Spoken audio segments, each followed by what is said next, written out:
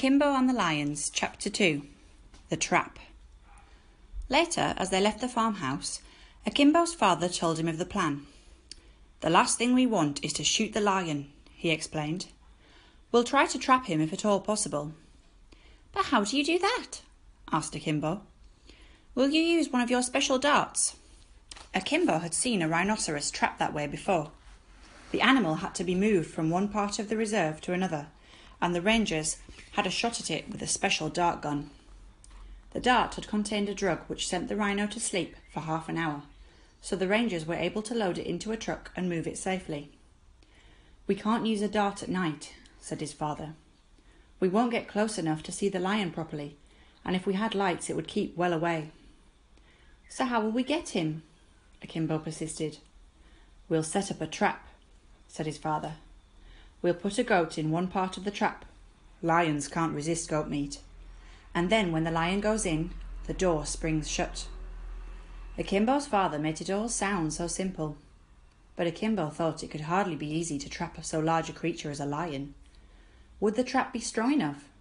What if the lion lunged against the sides? Would they hold? They walked back together to where the men were standing near the truck.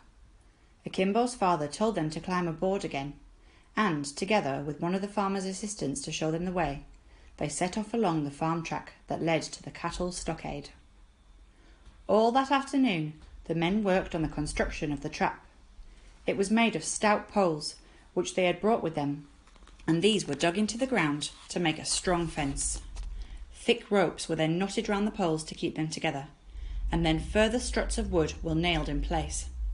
It was hot work under the afternoon sun, and the men had to break frequently for water. But at last, just before sunset, it was finished. Akimbo, who had played his part in fetching and carrying hammers and nails, was pleased that it was done. "There," said his father, "that should do the trick.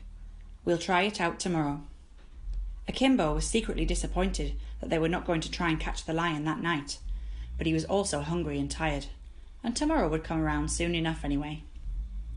They slept that night in a spare room in the farmhouse. Akimbo dropped off to sleep more or less immediately, but he had vivid dreams and he awoke halfway through the night, cold and afraid.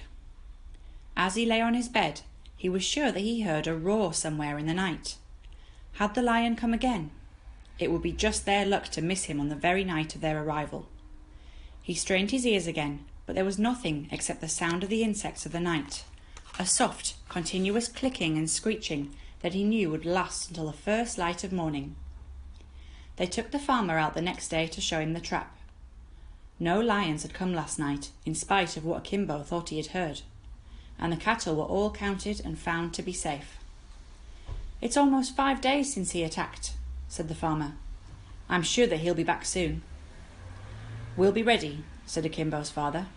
"We'll stake out the bait tonight and see what happens." Akimbo tried hard to conceal his mounting excitement. It was a long time until nightfall, and he wished that it would come sooner.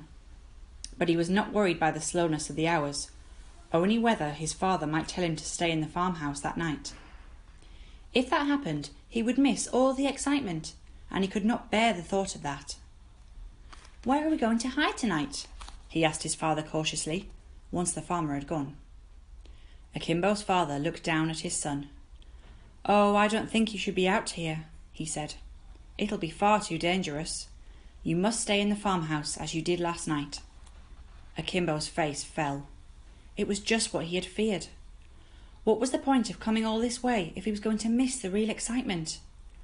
He looked at his father, and his disappointment must have been written so large all over his face that his father suddenly seemed to soften. "Do you really want to spend the night out here with us?" he asked. "It'll be cold and uncomfortable. You won't have a nice warm bed to sleep in." "I do want to do it," Akimbo pleaded. "I don't want to miss what happens." Akimbo's father seemed to waver for a moment before he gave in. "All right," he said, "as long as you keep well away from everything." Akimbo was happy to agree. He was keen to see what happened when the lion came, but not at all eager to get too close.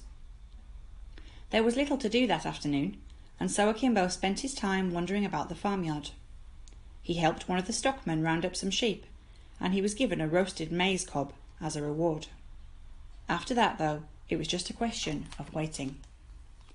At about 4 o'clock, Akimbo's father hailed him from the truck. "We're going now," he called out. "Come along." Akimbo raced over to join his father and the men. He noticed that one of them was holding a young goat, and Akimbo realised that this must be the bait. He felt sorry for the little creature, with its frightened black eyes and its sad, hopeless bleating. But he knew that if the trap worked, it would be safe for the lion. But would the trap work? His father seemed so confident that it would, but Akimbo himself was not so sure.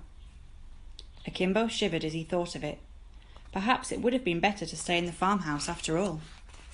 But it was far too late to think these thoughts, as the journey had begun, and whether Akimbo liked it or not, there was no turning back.